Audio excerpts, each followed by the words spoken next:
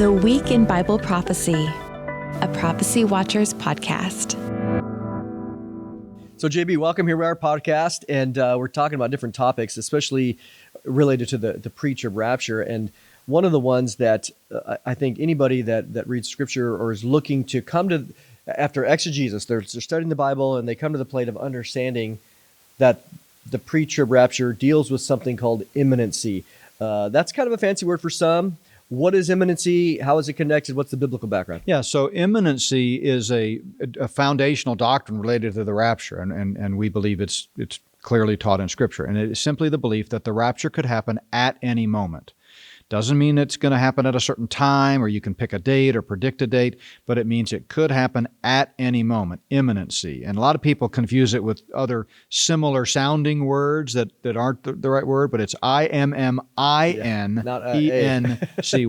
meaning at any moment. And so the rapture could have happened at any time in church age history. There are no prophecies that must be fulfilled prior to the rapture. So in other words, we can't sit around and say, oh, well, the temple hasn't been rebuilt yet, so I know the rapture's not going to happen today, or this hasn't happened, or that hasn't happened, so I know the rapture can't happen today. No, it could happen at any moment. And we derive that from really a theological synthesis, not so much from a single chapter and verse. We don't have a "Thus saith the Lord, the rapture is imminent," but we clearly have the teaching that the next event on the timeline of God's prophetic plan is the rapture, and everything else comes after that. And since the rapture is a signless event, there's nothing, again, that says this has to happen first.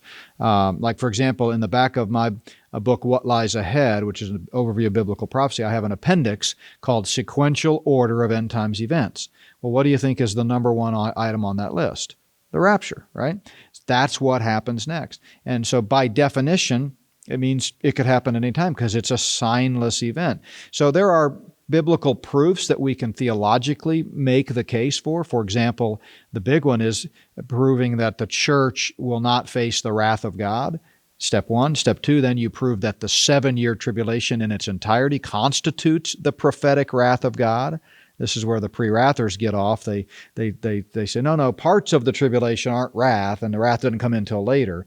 The problem with that is Revelation 6:1, or 6:2, the Antichrist is unveiled, and they're already hiding from the wrath of God with the seal judgments. So the wrath of God is the entire 7-year tribulation. Is variously referred to as the great day of the Lord's wrath, the day of wrath, the overflowing scourge, the time of Jacob's trouble, Daniel's 70th week. You got all kinds of terms for that 7-year period throughout the Old Testament.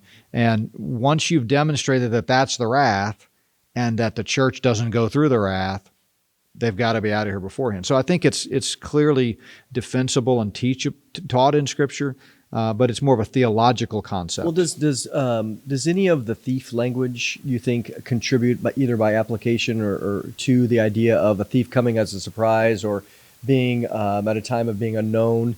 Do you think that has any application? Yeah, in my chapter on imminency, we actually bring in those verses. I'll come back to the thief and some of those in a moment, but there are some where it talks about eagerly expecting, or at the end of the Bible, the last verse in the Bible, "Come, Lord Jesus," or Maranatha, right? As we see the day approaching, whatever, right? Yeah, so if it wasn't imminent, those exhortations would be meaningless. Why would you eagerly wait for something that you know is not going to happen for 100 years, right? If I know my grandparents are coming to visit Tuesday afternoon, I'm not going to tell my kids, go wait by the window on Monday because I know it's not going to be at least 24 hours till they get here, right? So all of these passages that use apekdekamai is the Greek word, which, by the way, it's used 7 times in the New Testament, and all 7 times it refers to the rapture.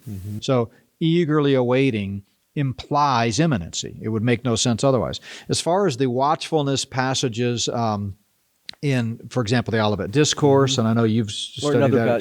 Just in the But Gospels. in other places, the issue, we don't want to hang our hat on imminency with that because those same terminologies are used of the second coming, which clearly is not imminent. In other words, the second coming, there are all kinds of signs and things that must happen before it.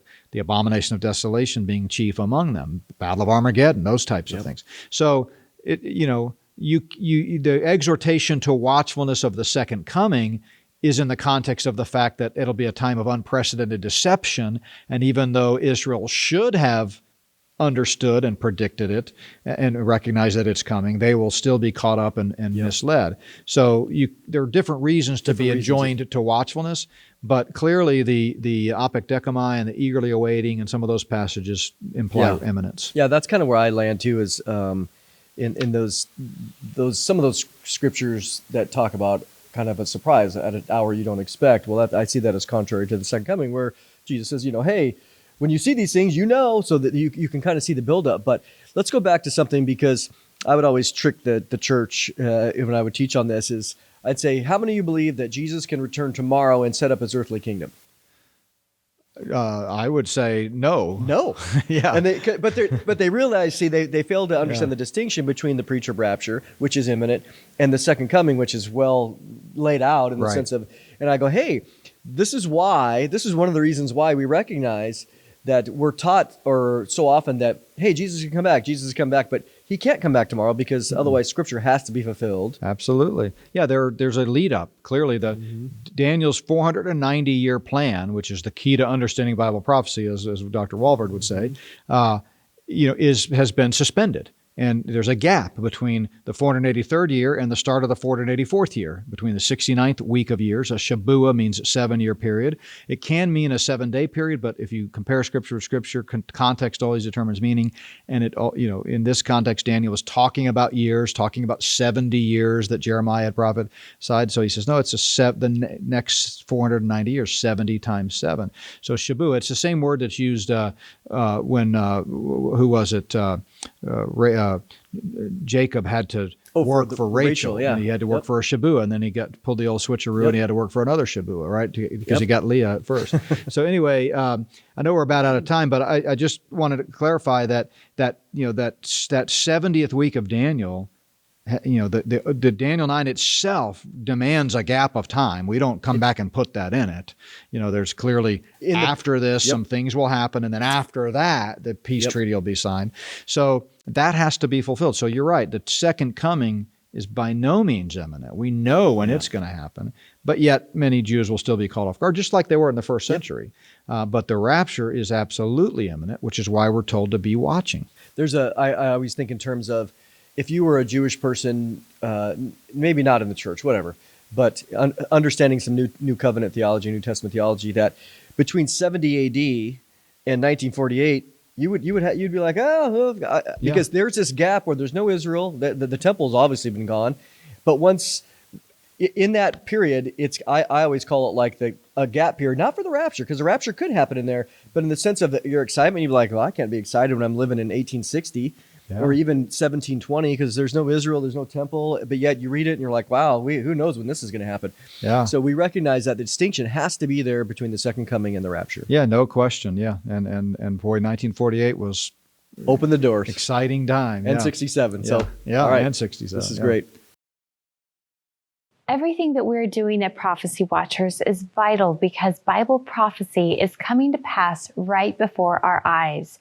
And it has never been more important for believers to understand what the Bible says about the days that we are living in. In case you haven't noticed, the whole world is spinning out of control, but we are not surprised, because many of the things taking place were prophesied in the Bible thousands of years ago. That's why we want to offer you a very special subscription to our magazine, The Prophecy Watcher, that will keep you on the cutting edge of Bible prophecy. Stay informed on prophetic world events. Follow the nuclear threats from Russia and Iran, China's march to world domination, the likelihood of another global pandemic, the rise of artificial intelligence and transhumanism, war in the Middle East, the UFO phenomenon, and the latest technology preparing the world for the mark of the beast. The Prophecy Watcher magazine features articles from leading prophecy experts like Gary Stearman, Mondo Gonzales, Thomas Ice, Randall Price, L.A. Marzulli, Bill Salas, and many others. With your gift of $50 or more to support the worldwide outreach of Prophecy Watchers, you will receive 12 issues of the magazine in either print or digital format. You will also receive 10 bonus DVDs that feature in-depth teaching on the ancient book of Enoch, heaven and the New Jerusalem, the biblical case for the rapture, a look at how God put the gospel in the stars, what really happened at the Tower of Babel, and Ezekiel's prophecy on the battle of Gog and Magog. This special offer is available anywhere in the United States with free shipping included. Don't wait. Pick up the phone right now and call the toll-free number on your screen or visit us at prophecywatchers.tv. Stand with us today and help us take the message of Christ's soon return to the whole world.